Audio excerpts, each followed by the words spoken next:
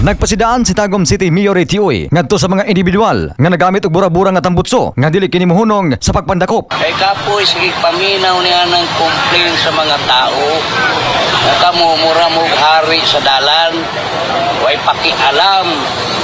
Silingan.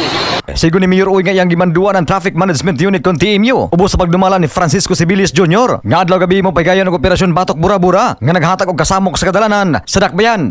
Bisag gabiing dako ako nang gisaksyonan tong traffic. Puron yun mo. Gimo sa mayor ang pamahayag dungan sa paggupok sa kapin 300 ka mga modified muffler pinaagi sa pagligis og pison atubangan sa publiko kung diin gisaksihan usab kini mismo sa hepe sa TMU Tagum PNP Acting Chief of Police Police Lieutenant Colonel Frederick Delis og DILG Tagum Director Janet Hontilia Palmera nga gipahigayon sa Motorpool Oktubre 7 sa buntag. Emosyonal nga gibuyan sa mayor ang pulo nga dili lungan ang pagdakop sa mga bura-bura nga tambutso hangtod sa mahurot kini og sa gayon nga mamatikdan kini sa kadalanan gukdon sa mga sakop sa TMU. Kaya ang mo mga gabura-bura, kaya tagin mulungan, antun mahurot mo.